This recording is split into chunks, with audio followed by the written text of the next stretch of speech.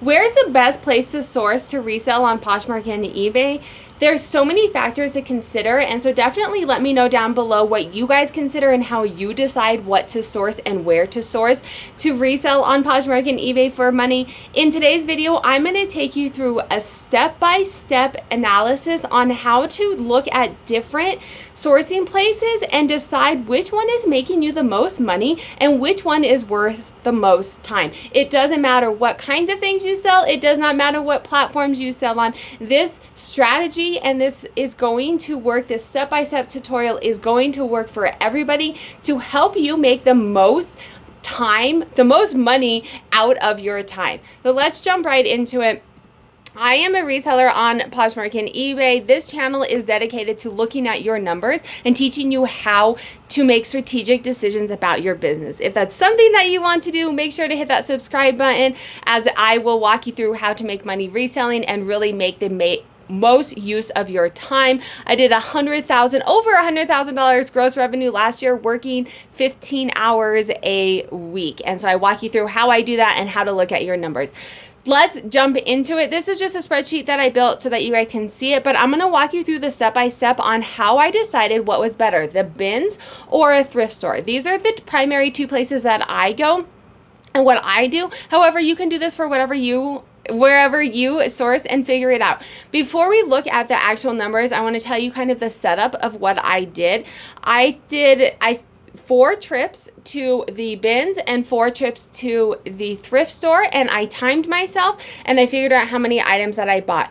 Doing it multiple times will give you an average. So the numbers we're going to be looking at are over the course of 4 trips, what was my average item that I picked up in the time allotted. So I went for 2 hours. I timed 2 hours at the bins, and on average over the course of 4 trips, I got 33 items, and I timed my sourcing trip to thrift store. I put MH here because I have a couple different thrift stores that I frequent, so I'm just using this as a one for the video, but you can do it for whichever one. So I got 58 items in 2 hours. So then what I did, if I just came down here and said, okay, how many items can I pick up on average at the bins compared to on average at the thrift store?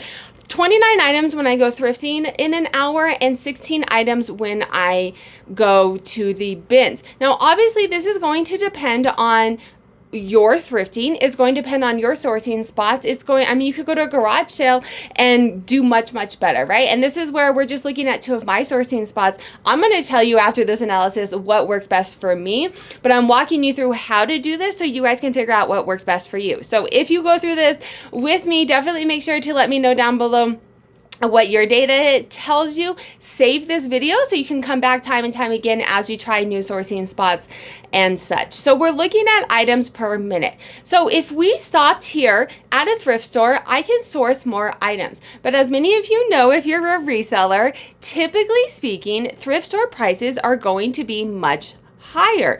And so I put into that the cost of goods. My average cost of goods is $1.88 for the bins. So definitely much lower. My average cost of goods for thrifting at this one thrift store, this tends to be one that's a little bit higher, but I can find more items there typically, is $7.47. And if you're wondering where I'm getting this information from, if you're new to the channel, I have a dashboard for sale. It's a Google sheet. You put your information in here, and then it tracks, your platforms, your brands, how you're performing, all kinds of stuff. And one of the charts in here is sourcing data.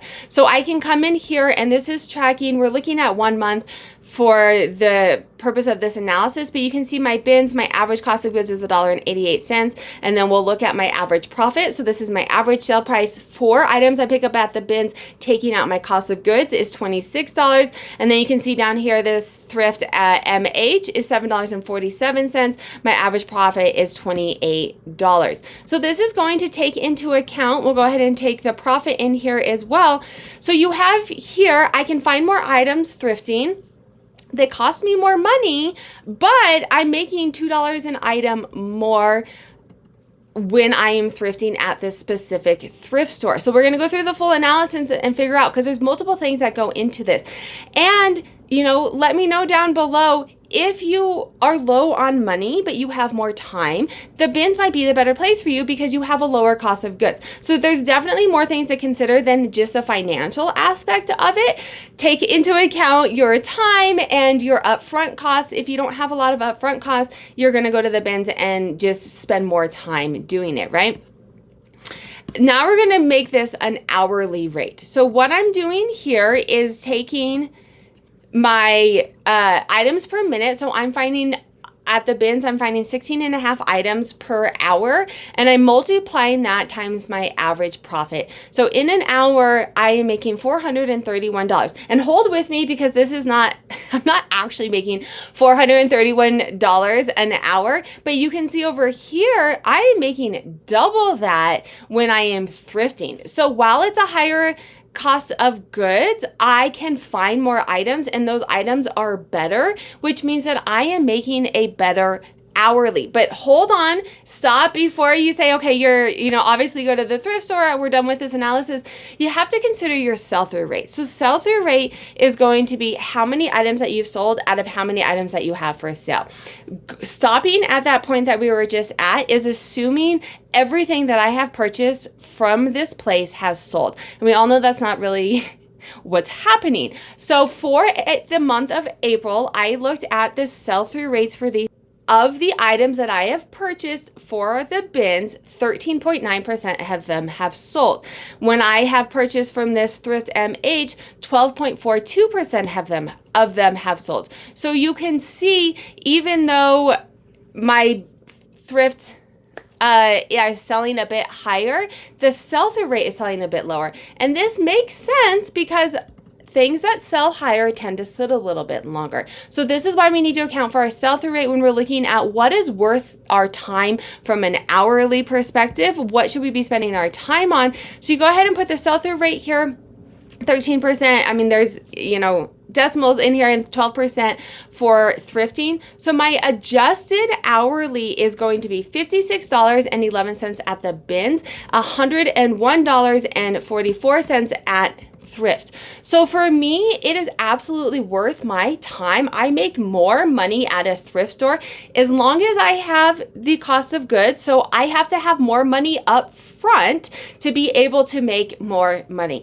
If you don't have that money, obviously you go to the bins or, all of these various different places. If you guys did this analysis with me, let me know down below the two that you guys compared and how it ended up for you, and other factors that you consider when you're deciding where you should be sourcing to make money reselling on Poshmark and eBay. YouTube thinks you'd like this video. I will link a playlist here of how to make money reselling, and then make sure to hit that subscribe button to learn how to make money reselling on Poshmark and eBay.